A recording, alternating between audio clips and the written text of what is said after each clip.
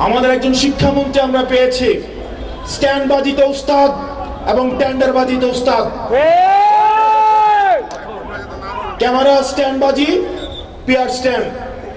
মাননীয় শিক্ষামন্ত্রী সব জায়গায় গিয়ে বলে নকল আর চলবে না। 2026-এর শিক্ষার্থীরা আপনাদেরকে দেখিয়ে দিচ্ছে এই স্ট্যান্ডবাজি আর বাংলাদেশে চলবে না। হাঁটু সমান পানিতে, বুক সমান পানিতে 2026 সালের এইচএসসি পরীক্ষার্থীদের আপনি ডুবিয়ে ডুবিয়ে আপনি পরীক্ষা দিতে বাধ্য করেছেন। এবং একটা পরীক্ষার প্রশ্ন আপনি প্রণয়ন করেছেন। আপনি পরীক্ষার প্রশ্নের মধ্যে 2টা সৃজনশীলে আপনি ভুল দিয়ে রেখেছেন। একটা পরীক্ষার্থীর তখন মানসিক অবস্থা কি ধরনের হয় একবার চিন্তা করেন। সে যখন দেখে প্রশ্নপত্রে ভুল, সে যখন নিজে চেষ্টা করে পরীক্ষায় উত্তর মিলানো, পরীক্ষা দিয়ে এসে হয়তো বুঝতে পারে প্রশ্নপত্রে ভুল, সে যখন উত্তর মিলাতে পারে না, তখন পরীক্ষার মধ্যে কি ধরনের মানসিক অবস্থা তৈরি হয় একবার চিন্তা করেন। আপনারা একবার দুঃখ প্রকাশের প্রয়োজন বোধ করলেন না, বরং এই শিক্ষার্থীদেরকে আপনারা বলছেন মাদকাসক্ত। এই শিক্ষামন্ত্রী, আপনি যাদেরকে ফার্মের মুরগি বলছেন, এই ফার্মের মুরগিরা রাস্তায় এসেছে বলে আজকে শিক্ষামন্ত্রী হয়েছেন। এই ফার্মের মুরগিরা রাস্তায় নেমে এসছে বলেই শিলং থেকে এসে সংবিধান বিশেষজ্ঞ হয়েছে। এই ফার্মের মুরগিরা রাস্তায় এসেছে বলেই আজকে লন্ডন থেকে এসে বাংলাদেশের প্রধানমন্ত্রিত্ব করছে। শিক্ষামন্ত্রীকে বলবো, শিক্ষার্থীরা গিনিপিগ নয়। শিক্ষার্থীদেরকে নিয়ে এক্সপেরিমেন্ট বন্ধ করুন। কিছুদিন পর পর একটা জিনিস ইচ্ছা হয়, আপনারা সেটা তাদের উপরে চাপিয়ে দেন, শিক্ষার্থীদের উপরে চাপিয়ে দেন।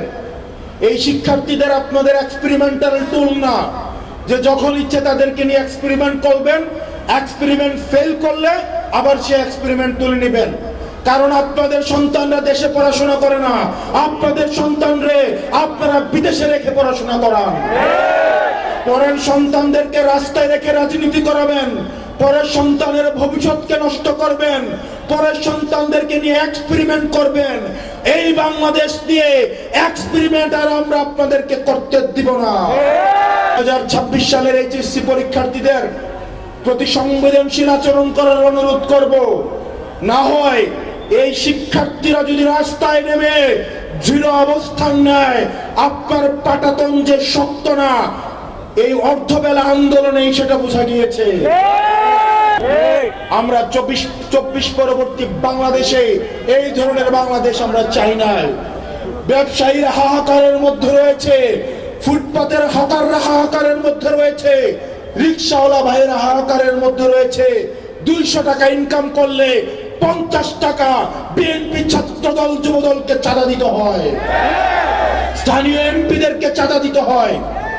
এই চাঁদাবাজির বাংলাদেশ আর চলবে না। আপনারা যদি মনে করে থাকেন এই চাঁদাবাজির যাত্রা আপনারা অব্যাহত রাখবেন, মনে করার দরকার নাই এইভাবে বেশি দিন খাইতে পারবেন। হাসিনার হয়তো 17 বছর লাগছে। আপনারা এটা বলেন সত্য, প্রত্যেক দিন জুলাই হয় না, প্রত্যেক বছর জুলাই হয় না, কিন্তু যখন জুলাই হয় তখন পালানোর জায়গা পাবেন না। হাসিনার জন্য ইন্ডিয়া ছিল।